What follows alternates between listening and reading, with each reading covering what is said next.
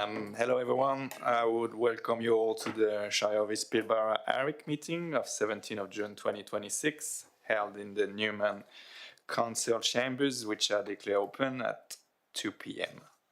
I commence today's meeting by acknowledging the traditional owners of the land on which we meet today, the Nyabali people, and the continuing connection to the land, waters, and community. I also acknowledge the Martu people as the custodian of Jigalung, which sits in the Nyabali country. We pay our respects to all the elders, past, present, and emerging. May I ask everyone present to turn off and refrain from using their mobile phones from the duration of the meeting. Tablets and laptops are permitted for the purpose of accessing agenda items and notes. I advise all those in attendance that this meeting is being audio recorded, which can be accessed by members of the public and the media, and committee members should refrain from making any defamatory statements. Item 2, a request to attend the meeting by electronic means has been received from Deputy Shire President Pilbara and Councillor Wendy McWhirter-Brooks, which have been approved by the Shire Presidents in accordance with Regulation 14C of the Local Government Regulation 1996. In attendance today, we got President Middleton, as I mentioned, Councillor Pilbara and McWhirter-Brooks with us online. We got the executive team and the CEO with us today, and Mr. Brown and Ms. Fry as the Shire officers. We don't have any apologies and no leave of absence. Item 4, disclosure of interest. Are there any disclosure of interest to be made in relation to any item on today's agenda? No? There are none. Item 5, declaration by committee members to have given due considerations. All committee members present are asked to make their declaration. So, yeah. No rush. I'll start with mine maybe. I confirm that I'm familiar with the contents of the agenda and supporting documents for this meeting. I can confirm that I'm familiar with the contents of the council agenda and supporting documents for this meeting. Thank you. President Middleton. I confirm that I am familiar with the contents of the council agenda and supporting documents for this meeting. Thank you, Councillor Bear.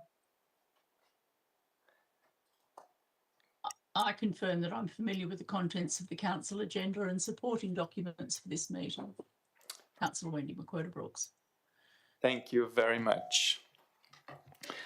Moving on to item 6.1, as presented before you, the officer recommendation reads that the ordinary minutes of the ARIC meeting held on 14 April 2026, as published on the Shire website and councillor portal, be confirmed as true and correct records of proceedings.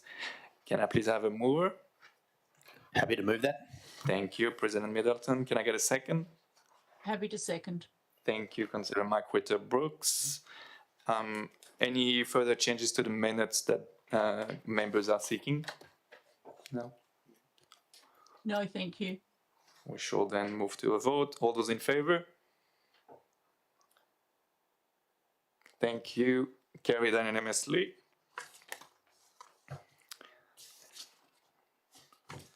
Item 7, Officers' Report. 7.1, Executive.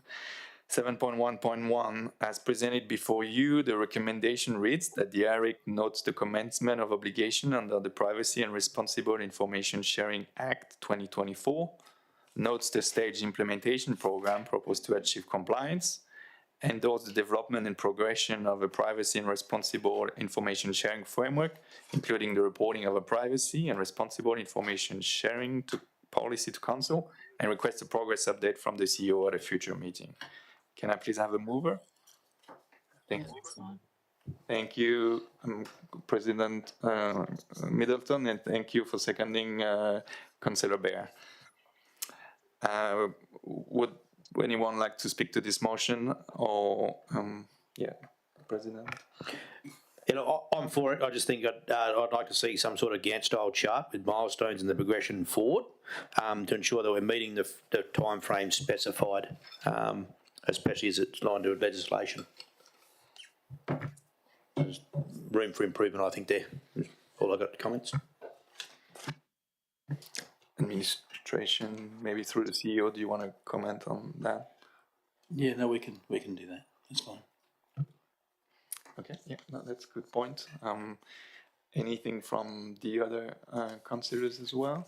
Any questions? No, nothing to add on that one. With part 3 endorses the development and progression of a privacy and responsible information sharing framework, including the reporting of a privacy and responsible information sharing policy to council. In line with kind of what Anthony said, can we look at an implementation plan being added into the motion? There's a feedback coming from on our audio. It's very distracting. I'm not sure if is it Sally? Thank you so much. It's very hard to online when you can hear yourself talking. I'm not sure if we can add a implementation plan into that, like part 3 of the motion.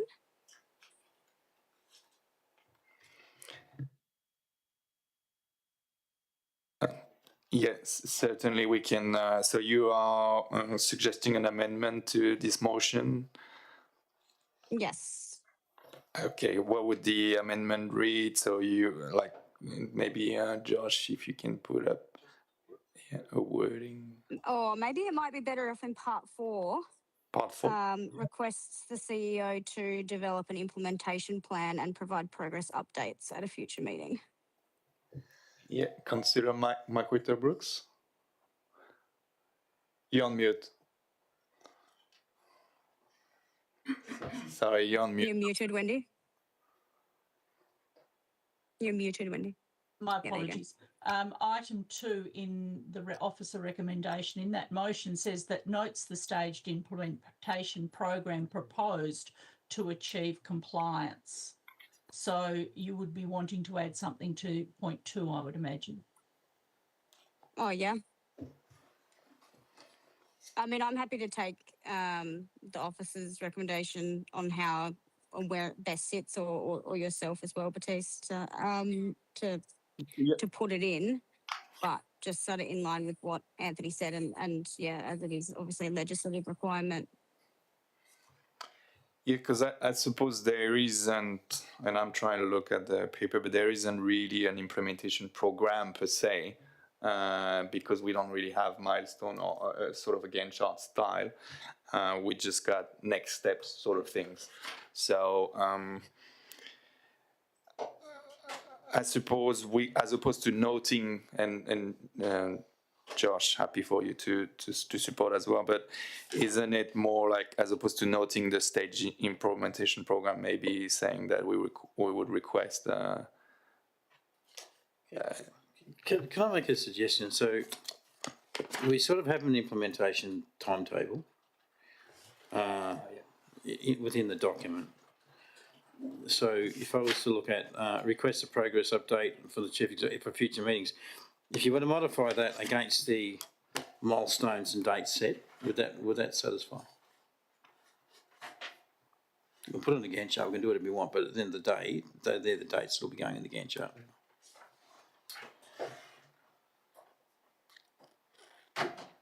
Yeah. Does that achieve what you're trying to get to? I just want to understand. I'm just when I'm looking at the table that you've got with the proposed target dates, it says that progress report to us in March 2027. That's the final date for like when it's kind of expected to be fully implemented. So is there mechanism in here for like reporting back to the ARIC on the progress as it's going through? That's kind of, I think, what for me, like for the accountability of it from us, if it's in the motion, it holds us accountable to remember that it's there, and it holds you guys as the administration accountable to deliver on it. Because at the moment, based on that table, we're not hearing back about Chris until March next year. That's not quite true. So if you do number 4 and change it to request a progress update on the implementation plan, which is that one we're talking about there, at future meetings, I mean, we can continue to update you on where they're going. how that's progressing. So we can definitely do that. So it's not about, waiting until March or February 2027. We could get progress on the way through that this is moved, not moved by percentage, even if that helps. Yeah, I think that'd be beneficial in what I'm trying to ascertain out of it, but maybe a green, orange and red light or whatever it may be. But if I put into context, there's one further on in the agenda, and it's just got asking for extensions or whatever. Like, we want to see something in advance to say that yes, we are meeting these milestones, so we don't want to get to the point where we're asking for extensions for a lengthy list of stuff, if that's what it means. So, yeah, sure. however that looks, that's what I'm trying to ascertain personally. So, yeah, can I just peel that out through you, Baptiste, a little more? The ultimate is that the policy is adopted by the council.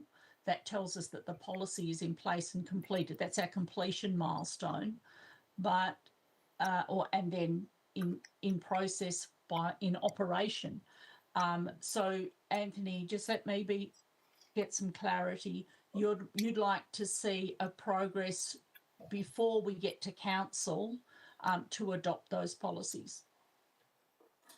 Yeah, exactly right. So that we can actually see we're progressing. Okay. Because if you look at the agenda on another item later on, it's just that you're asking for extensions for lengthy stuff, but we don't know why or how we're sitting or how far we're through. It's just now we're asking for an extension. So I just want to see progression going forward, like as a percentage or a red light, green light, amber light, whatever it may be, but just something to say that we are actually moving towards it rather than just a date and that's it. No, that's good, and I think we got a wording in terms of the fourth point on the recommendation, and maybe as opposed to say update to a future meeting, can we just say the next ARIC, just to be more specific? So Yep. So we just need a mover and a seconder once we got that. May I just, through the chair, yes. There's one thing I just would like to clarify. One of the requirements of the Act is that we have the policy, which is one milestone, adopted in July of this year. Now it is a little bit, it is a quick process, and so if the advice that I would provide is that when we proceed to report this to council, just the policy, to the next council meeting for your consideration, just so that we've got the fundamental document in place, and then at the next ARIC we will have completed that one, so we'll have something to report back on at the implementation, but include that implementation plan, the Gantt chart, and the progress. Yeah. Okay. Yeah. And I think, you don't want to wait for the next ARIC meeting, which is in 3 months, to, approve that policy for this ARIC to then recommend to council. I think it's the right approach to go straight to council because, we have a 1st of July deadline on some of those policy. So that makes sense. So then the amendment would be to request the CEO to provide an implementation plan, Gantt chart, and progress update to the next meeting of the committee. So Councillor Bear, anyone, I guess we just need a mover and a seconder for this one. So if we, I'm happy to move the amendment. Yep. Thank you, Councillor Bear. You happy to move? Yeah. President Middleton. All those in favour? Thank you, carried unanimously. Thank you. Really good. Can I ask now? Does the amended motion becomes the motion, and we need to vote on the amended motion? Yes. I'm sorry. Yeah, I was just no, that's good. So we need just clarify that.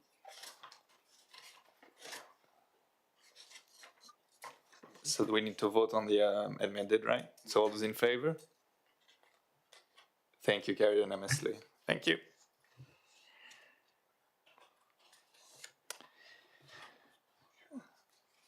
Item 7.1.2, status of review of council policy manual as presented before you. The recommendation reads that the committee notes the report. Can I have a mover for this one? Thank you, President Middleton. Can I get a second there? Thank you, Councillor McWhirter-Brooks. Would the mover like to talk towards the motion? Look, I'm for it, but I feel there's a lot of work that needs to be done around our policies, especially in the relating to workplace health and safety in the legislation. There's some old commentary in there referencing the Workplace Health and Safety Act of 1996, which has obviously been superseded. So that'll be done. I've got a lengthy list, but nothing that will. I don't need to go into the granulars for today, but I will send it on for you. Thoughts, Josh, and implementation. But I did some work that Peter does and found some spelling mistakes as well. So, but mainly it's all about the workplace health and safety. Making sure we do our due diligence, because as a board we are held liable in a court of law for corporate manslaughter. So we just need to make sure that we're dotting our I's and crossing our T's, and that extends to ensuring that the reporting of injuries and incidents is actually reported back to council, which is done on other boards, like a TRIFA, which is a total recordable frequency rates, and injuries. So that needs to become a part of whether that comes through the CEO information bulletin or whatever that may be, but it definitely needs to be flagged. But I'll send my notes through. Thank you. Councillor McWhirter-Brooks. Thank you, Baptiste. Just an addition in cross-referencing other acts. Items in Appendix 2, Item 19, there's a comment about rubbish pits in Aboriginal communities where the Shire has insufficient resources to undertake these works. I'm just harking back to the dumped rubbish on the River Reserve at the Irungudji community at Nullagine. I think we're at risk from prosecution in the environmental space should that rubbish escape into the river, which it does. So I just have to be cautious with where we are open to prosecution, or if we are open to prosecution through other acts. Thank you. Through the chair, and I apologise to you as well, Councillor McWhirter-Brooks.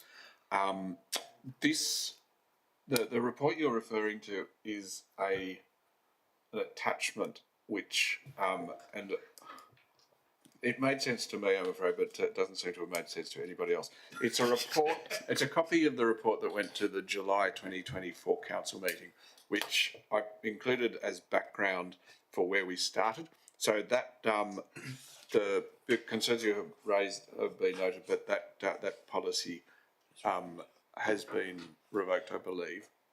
The current list is in attachment 1, which is the colourful, the green, purple and white one. I do apologise for the confusion that has led to. I also had, did you have anything else, Wendy? Okay. I also have some stuff to send through, but this is like getting closer to what I kind of want to see in the CEO report, to see, where we're at, what dates and things. I do like the colours and the fact that you didn't label all of the ones that are overdue in bright red, probably to make yourself feel a little bit better. But I would also like to ask if we can add another column in here to see which of these policies are required by legislation and which ones are just like policies, like sort of either the administration or the council has requested, I guess. We can do something with that. And just... But sorry, go ahead. But I did just also want to acknowledge the clear difference between where we were when we started the review and now, because 62% being current is much better than what it was. And I think, if I could, through the chair, just make a note, some of these are annual as well. So not that there's anything wrong with them the previous year, so we do check them manually. So some will come overdue, but it could be July, we'll be adopting them or something along those lines.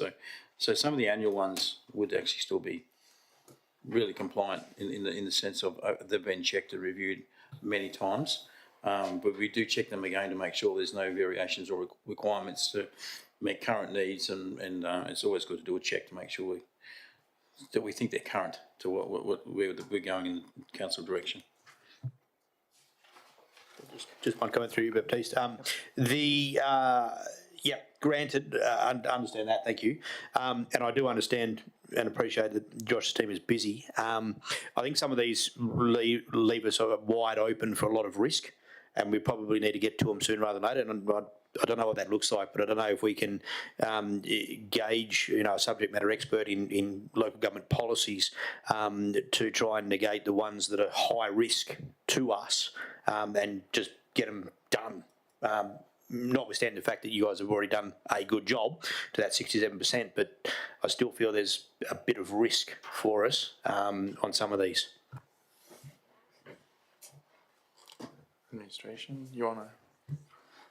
Look, we take your comments on board, and we'll do some risk assessment on the policies in relation to that. And if there's any specific ones that you've got special concern of, let us know. But we are trying to pick off the big impact ones first, and even some of the smaller ones, just knock them off as well, because a lot of them are pretty easy to go through because they're pretty well straightforward on what they are, and there'll be no major changes. And to add to the discussion, I suppose it might be beneficial to differentiate the policies that need to be approved by council versus those that that can be sitting with the CEO for administration matters.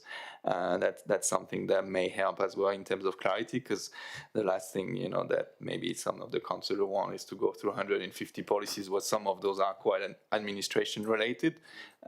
So similarly for administration, they may not want to go back to council for every policy or procedure, so there needs to be some sort of a framework or an agreement noting that there are some related to administration and some that actually need council approval as part of the council oversight. So that's just something that might be beneficial, just to add a column maybe in all those policies as well, if that's possible. I'm in council's hands with this. There would be some that we could do, but I'm in your hands. Happy to bring them here to full council if that's what you so desire, or if there's some that are of more interest than others, also happy to consider them to be done by the CEO if that's what you just want, and I'm in your hands. I'll go either way with this. Yeah, I guess from my perspective is as I mentioned before, around the health and safety. So things like the drug and alcohol policy, we're at risk. If one of our members are under the influence and, hit a member of the public in a skid steer loader or something, we're held liable, right? So that to me is very important because I can lose my own personal house under that legislation. So, and that continues into the code of conduct for local government employees, but not only that, contractors and volunteers as well.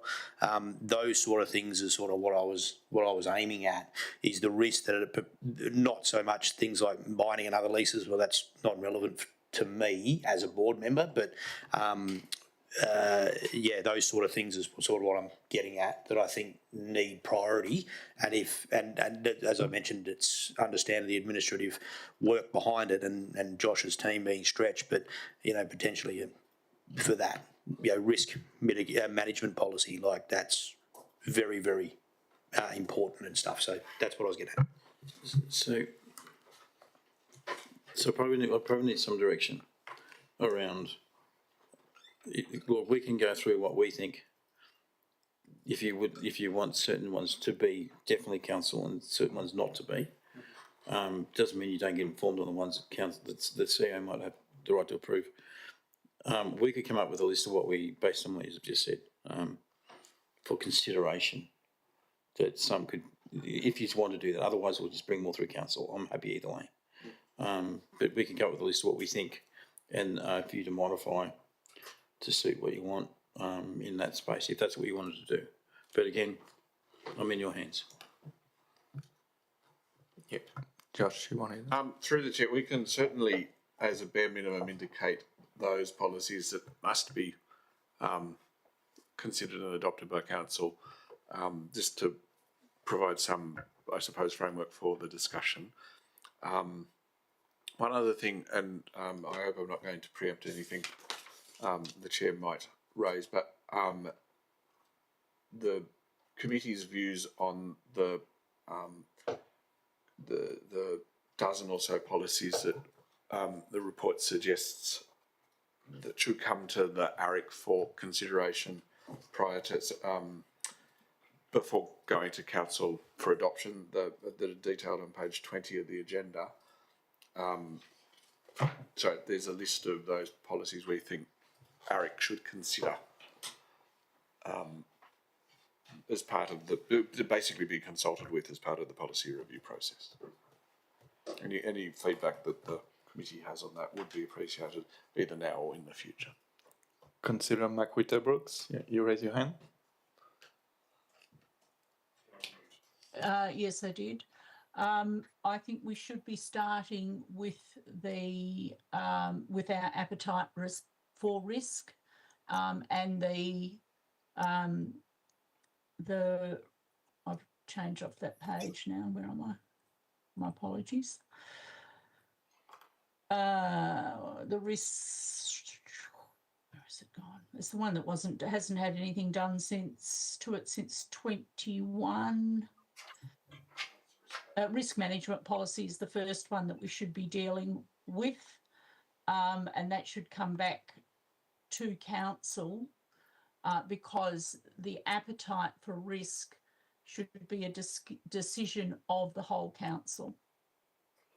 So that would be my recommendation in the first instance. For the first thing that we need to look at is to look at what is our appetite for risk, and look at what is our appetite for risk firstly to your board of directors, the council, and to the organisation for business continuity.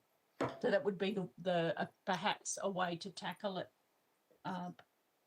Yeah, thank you. Yep. Thank you. Yeah, so I suppose on the risk management framework or policy, I think there is something later on in the work plan, so we can definitely discuss, and I agree with you, yeah, the risk appetite statement is obviously something that the council would have to come up with and approve, and then that's usually done through a workshop with the councillors, so that's definitely something that the council should start looking into. And I suppose I'm fine with the list, and just Josh, you were seeking some guidance in terms of the policies that should come through ARIC, like on page 20, the sort of, that's fine with me, like I'm not seeing any policy that is missing. Obviously, yeah, you want to see the risk management policy and framework coming through ARIC, that as the name stands, you know, we're looking after risk and audit and improvement, so that's fine with me. But I'm keen to hear from other members as well. If I mean, obviously as a council, you get to see some of those policies anyway. I mean, I'm just the only independent member, so those will be the only policies I will be seeing. But I'm comfortable with that. But if the rest of you are comfortable with this list of policies, I'm happy as well.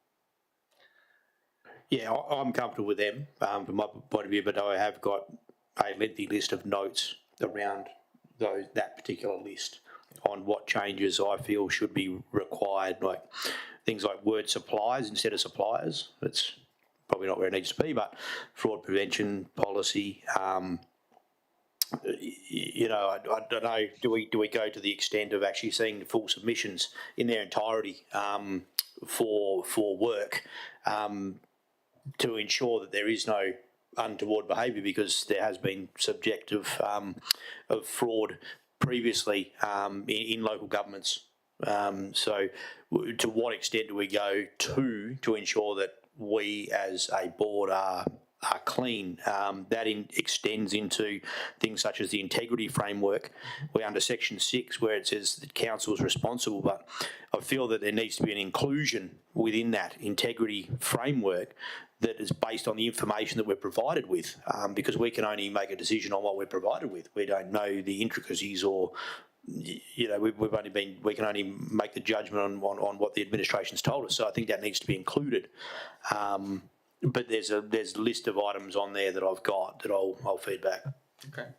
Yeah, perhaps if you give us the list, we can work through them, Anthony.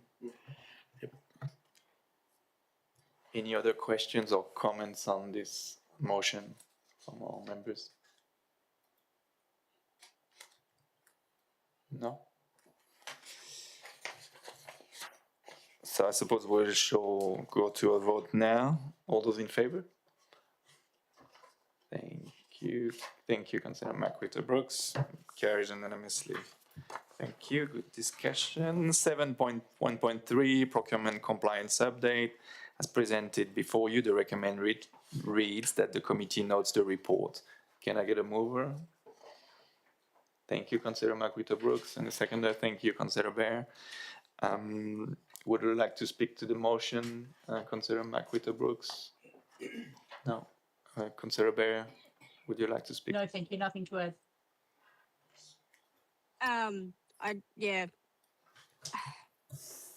It's concerning that 50% of procurements over between 10,000 and 99,000 in February were identified as non-compliant. Especially in those higher brackets, that seems super high. I don't know if there's any a baselining or anything around what is an acceptable tolerance, but it's quite a lot. And then it's, in the action plan, it talks about targeted discussions with employees responsible for non-compliant procurement activities. Is there a clear policy or direction if these are things that continue happening? Because I know that it says, that they'll be subject to escalation, but is that escalation something that's clear and followed and consistent across the directorates? Yep. So perhaps if I can give some background, Peter, because I think the numbers, we had this conversation before this meeting, with Baptist around what a non-compliance was, and so there's two parts to this. We have got a consultant coming in to give us a review on our procurement policy, because we tightened the screws up pretty tight. And that's okay. It was deliberate and it was intentional to make sure that we got it as good as we can have it. But the non-compliance breaches, and look, I haven't got all the numbers here, but we just whipped the ones for April together very quickly. And we certainly broke it down into, because the breach is dependent on the category of which the breach is. To give it a sense of severity and concern, right? So insufficient quotes would be one, evidence of procurement exemptions, a failure to use simple quote processes, no evidence of procurement undertaken, work awarded without purchase orders, insufficient supporting documents uploaded, and total. And so on the table that we've got here, so for April, 0 to 10,000, because we haven't actually broke it down below that, which we will for even operational purposes. There was there was 0 on everything except insufficient supporting documents uploaded. So the 138 breaches in April of non-compliance is against the policy. It wasn't against bad practice. So it wasn't that the work wasn't done. It wasn't uploaded into the synergy system as it speaks. So there's two remedies to that, obviously, and I'll talk about escalation in a minute. On the same headings, on the 10,000 to 99,000, 5 of those, there's 36 procurements, 5 of those had insufficient supporting documentation, and 1 had an unsigned sole supplier form. So they're very much administrative in practice, not necessarily people breaking any rules in relation to not doing the tendering process properly. So there's a couple of things in that. The new ERP system that is being implemented, and it will be fully implemented by July 2027. So let's go August. Let's give it a month to slide. August 2027. Essentially, when you put the data in, unless you've got the data in there, it won't let you get a purchase order.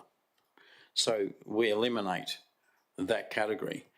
If there was a breach and someone actually approves something without giving someone a purchase order, that would be what I would call a major breach. There'd be a very big please explain on that. So the information has been collected, just hasn't been attached to the synergy system. That's the concern. So we're trying to get to those people that are doing the work and making sure it does get into the synergy system. That's that part. Talking about escalation. So there's a number of things we call escalation. Escalation, if there's someone continually breaches it, and actually I want to talk about, before I get to escalation, I want to talk about one example where there's this consultant who's looking at it. We'll have a good look. So we bought 6 keys, 66 bucks. They didn't have a quote. So honestly, you wouldn't want a quote. So the system that we have in place says that's a breach. But there needs to be accounted for in the system, which obviously it can be. If you've got a receipt that says $66 for 6 keys, then that would be, or whatever it is, 10 keys, then that should be satisfactory, but it would be in breach of our current procurement policy as it stands right now. So what we are looking at is a proper review of the entire thing. The question that we are, that I'm asking, and Josh is asking of the consultant, is when you do the review, obviously get all the factors that are affecting our staff in terms of efficiencies and so forth. We want to make sure whatever system we have does not slow down. Thank you.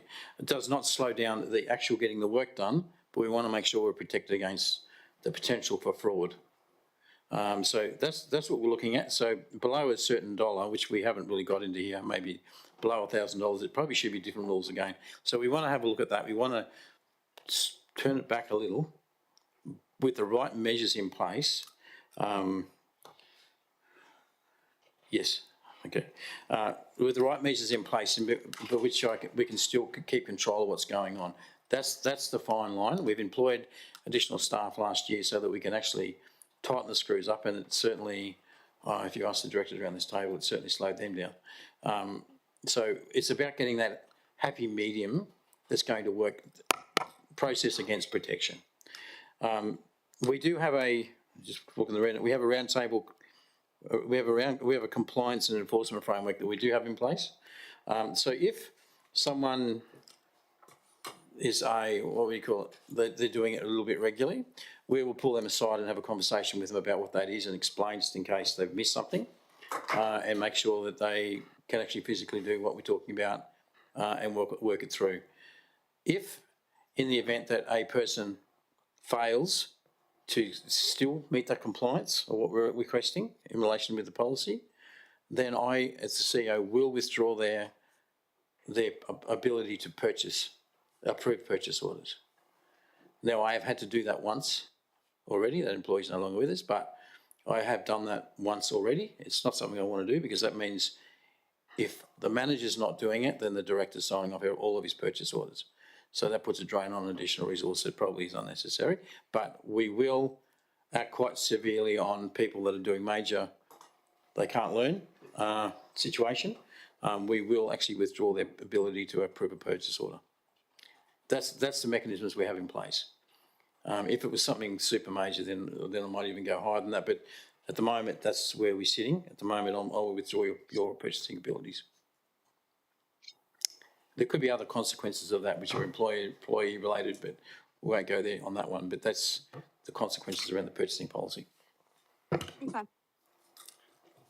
Thank you. And can I suggest then going forward that we have that level of granularity in the reporting that we received, so that way it doesn't look as bad as what we all assumed when we looked at it in the first time. Noting that it's basically sitting in someone's email inbox or on a shared drive or whatever it is, but it hasn't actually been uploaded. So it's obviously not the same as, there was a conflict or they didn't do it. Yeah. And through the chair, if I can say one thing, if you go back 5 years, this number would have been probably 400 and something. So we have screwed this down substantially, still screwing it down further though. That's where we're at, to make sure this is as close to zero as possible. Any more questions from our members? Just a comment. Yes, that's right. I'd agree with that. The main one was around the insufficient quotes originally was significantly high. So I did flag that on multiple occasions, and that has come down to zero. So that is great. I can live with insufficient supporting documentation, but I'd like to see that number lower. So just a comment from me. Thank you. Thank you for your statement. Anyone else? Got a question or comments? No? All those in favour? Thank you. Carried unanimously.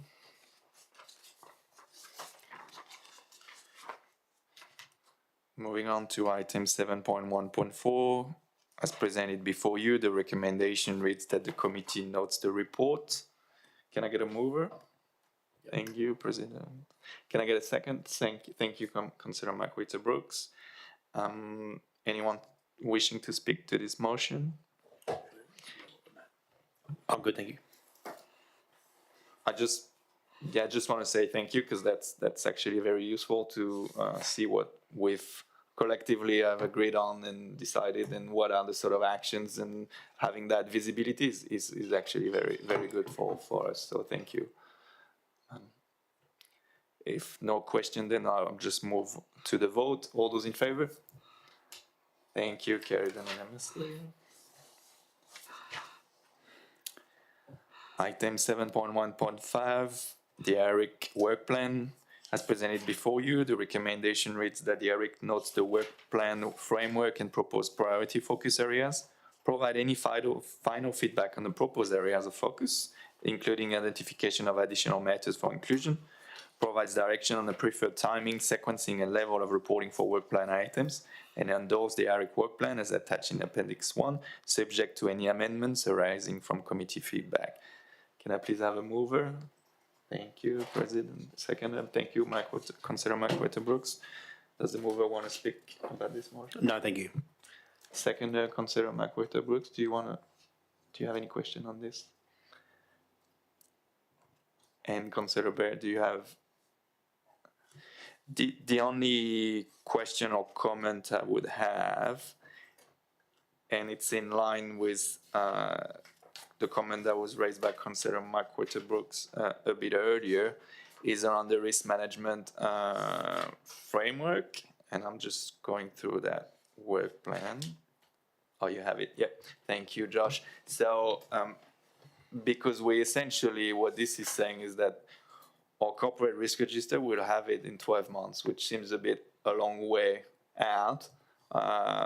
And that maybe we can bring forward some of the risk management framework and the appetite statement that Councillor has raised before, maybe just a bit by, say, or at least a quarter, just to make sure that we got a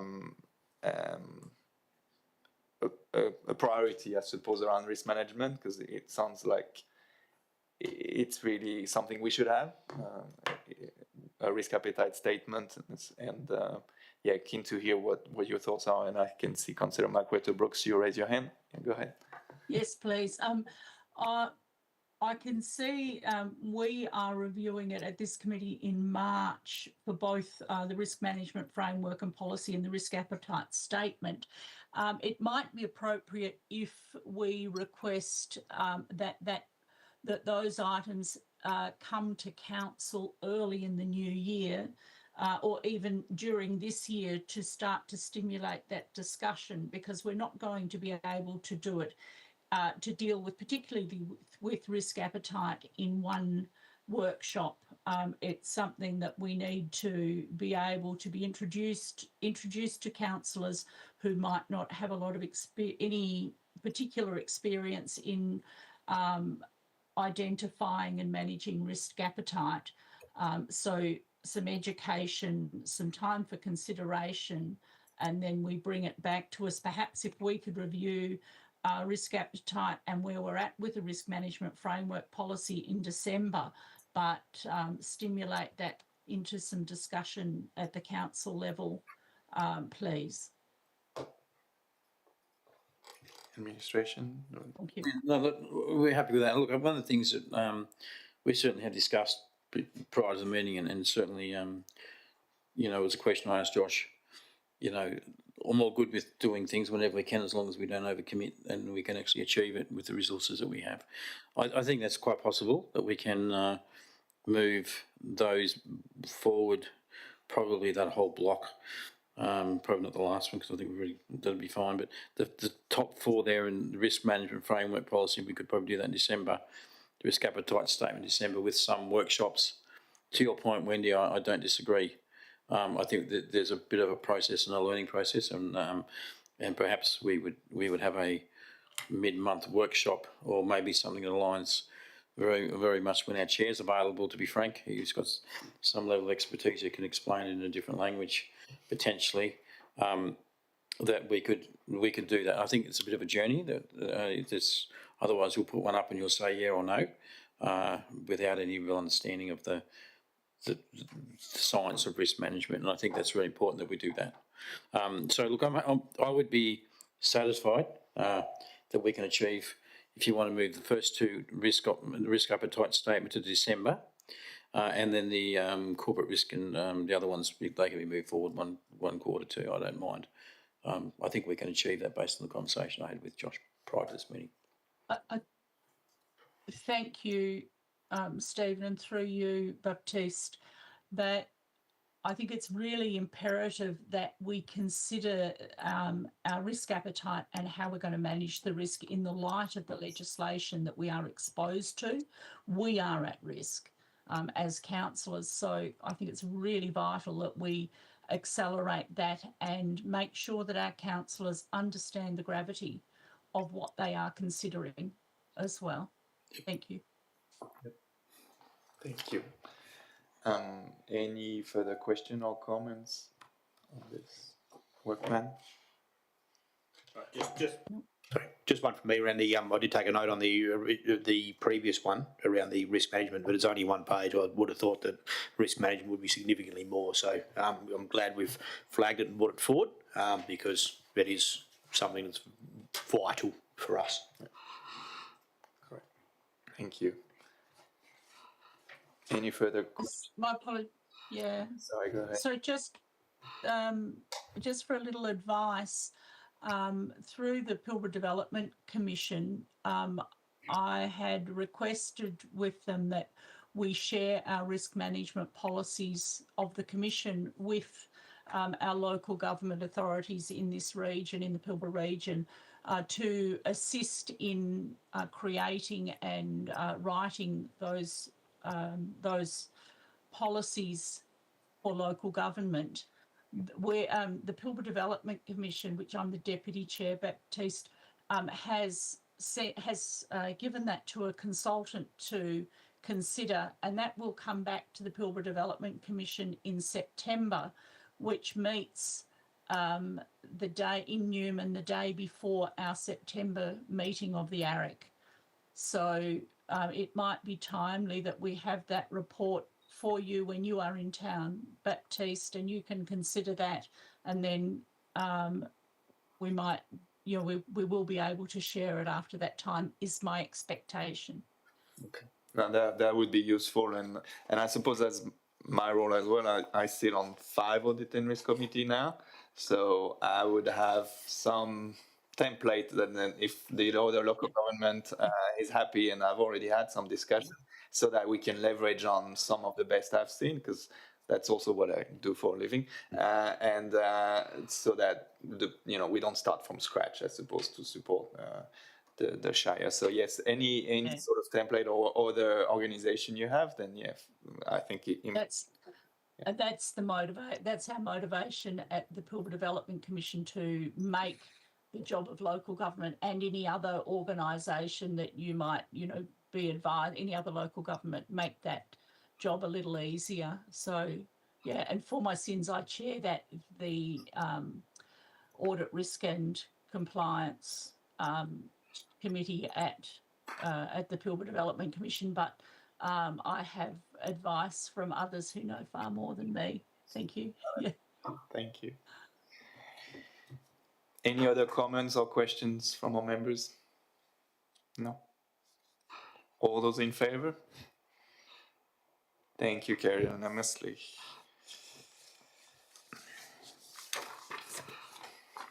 Moving on to item 7.1.6, the internal audit quarterly report, June 2026. As presented before you, the recommendation reads that the committee adopts the report.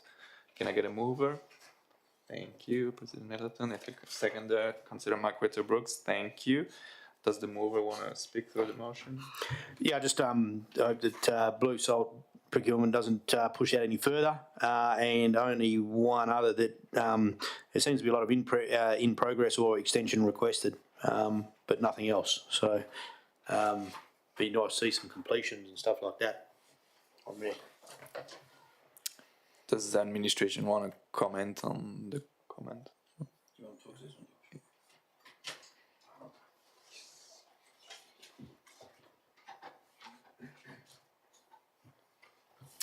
So the, just through the chair, just in relation to some of the extensions, there are some of these extensions, for example, those that relate to the record keeping policies and procedures. We received details or confirmation from the Department of Local Government, I think the other day, in relation to our record keeping plan, which we needed to have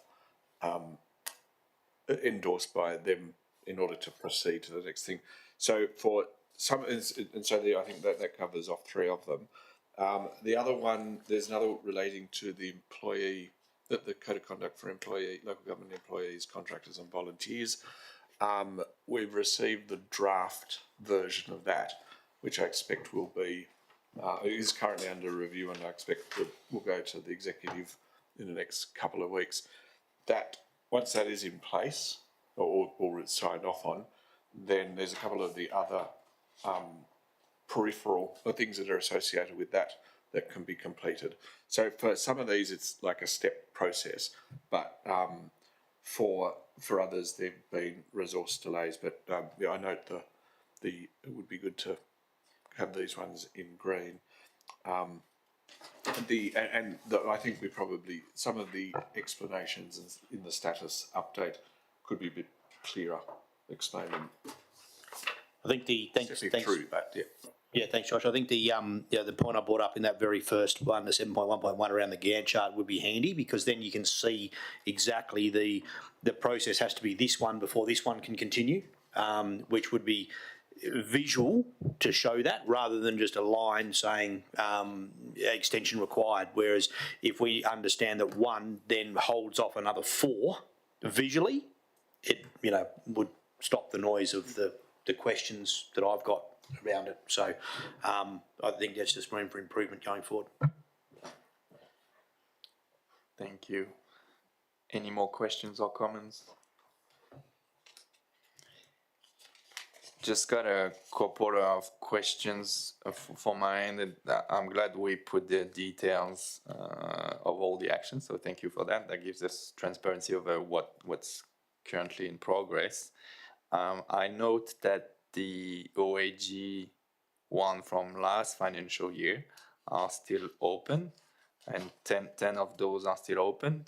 So just wanted to know if, like, out of the 10, they're all saying in progress, would they be done, most of them done before the end of the financial year, which is essentially in 2 weeks' time? Just trying to get some clarity on the OAG, which should be the priority of all those findings as well. I mean, So I'll make a general comment on it, and I'll get any more to speak. My understanding is that the ones that are accounting related by process addressed, but you'll speak to that more directly, Emil. There are some there that relate to payroll specifically. So yeah, we're managing payroll. It's complicated, but we're managing payroll. That is getting picked up in the ERP. But at the moment we don't have the ERP, so we are managing it in the process. It's getting checked and all those sort of things. So we're making sure that the awards are being complied with, and people are getting paid what they should be getting paid. So that will get picked up in the ERP in relation to the more automated version of that, which is what we raised with the OAG previously, and it's in the program. So, you know, I can honestly say by August next year, or probably before that. Yeah, there's quite It'll be I think it's early January that one gets implemented. So, through the chair, there's a number of. yeah, February that starts getting implemented. Sorry, Simon, talk through. Sorry, through the chair, there's a number of policies and things that will be superseded by the implementation of ERP. So, Can you specifically, Emma, can you specifically talk to the accounting-based versions? You know, the one where one identifies the way that we treat grants and so forth in the way that we treat the accounting numbers. Can you talk to those accounting specific ones? can you repeat what you just said?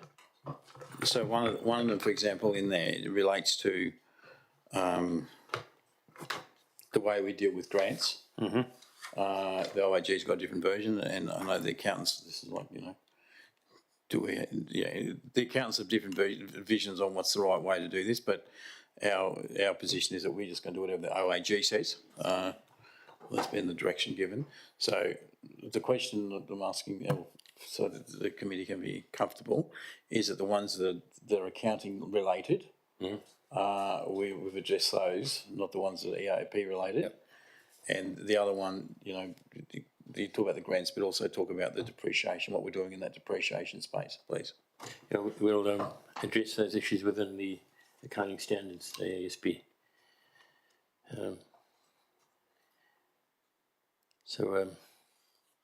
Yeah, we'll address those in terms of the accounting standards and make sure it's strengthened appropriately. Yeah, so the question of the council that's been asked for the next audit, Yeah. we're going to be good. Yes. That's the question. So, yeah, because that's, I suppose there are some that are related to ERP implementation, but out of the 10, there's probably only 3 or 4. The rest are actually something you don't need a system for, like around the grant accounting that Stephen was referring to, or the depreciation or the related party transaction. So we just need to make sure that out of the 10, we don't want those to be repeated at the next audit, which is essentially going to come pretty soon, right? So we just need to make sure we got appropriate focus on those 10, and that might be also beneficial to highlight, I don't know, in that sort of status update, but which one we're sort of saying essentially we're waiting on the ERP, because that's what I'm hearing. So Not many of them, just a couple, yeah, to be clear. yeah, so it'd be good to know which one we are waiting on versus which one we are actively remediating. And that's not just for the OAG, because there might be some other outside of the 40 we got that are actually, we're waiting on the ERP and we should be comfortable with it, but there are some that we should actively be remediating those. So perhaps if it pleases the committee, we could come back and just put a column in explaining which ones are ERP and which ones have been ticked off. Because, for example, the depreciation one, obviously that's getting addressed, but we are also looking at the asset valuation process. The assets are getting revalued as we speak. To try and bring them back to the numbers that they should be in the first place. So a couple of years ago, we had the roads revalued. The number came back quite ridiculous. We had a lot of discussions with OAG and the valuer, and we tried some local logic to it. And in the end, we had to accept a number. We all agree, including OAG, that number is too high. So, we're tipping it's going to be probably half that number.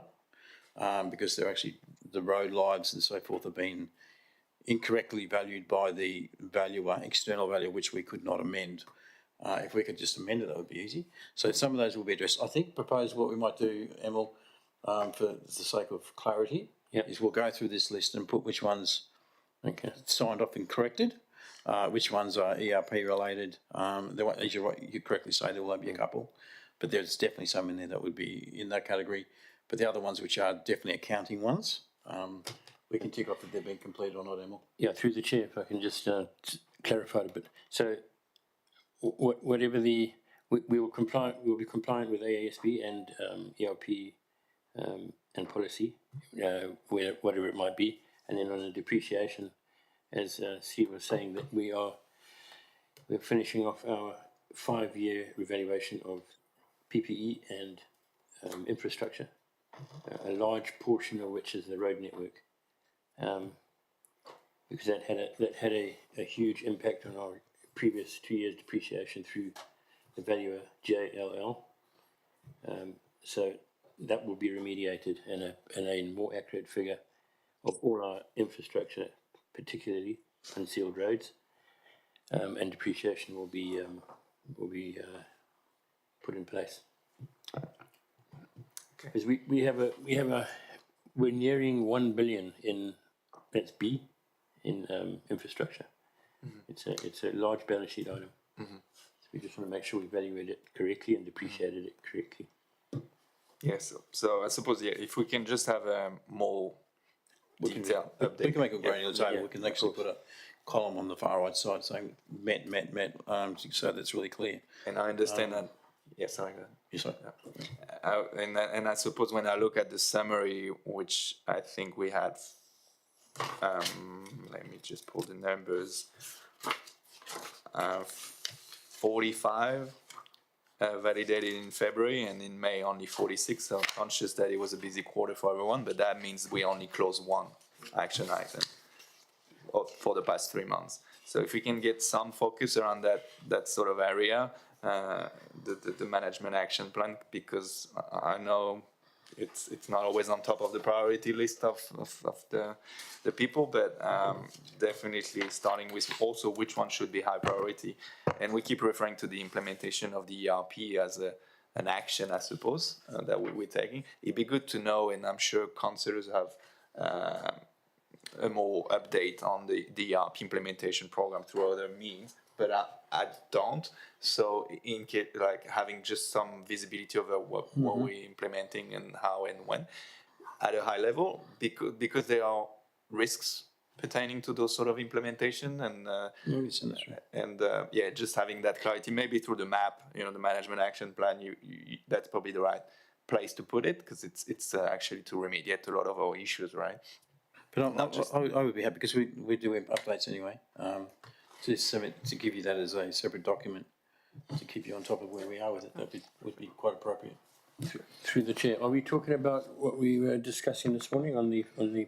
No, I've done that. Okay, That's done. Any more questions from our members? No? All those in favour? Thank you, carried unanimously. New business of urgent nature introduced by decision of the committee, they are nil. Confidential matters behind closed door, they are nil. The date of the next meeting of the ARIC will be held on 23rd of September 2026. There being no further business, I declare the Shire of East Pilbara ARIC meeting of 17 June 2026 closed at 3:03 p.m. And I would like to thank everyone for their attendance. Thank you very much. Thanks so much. See you next time. Thank you. Bye-bye.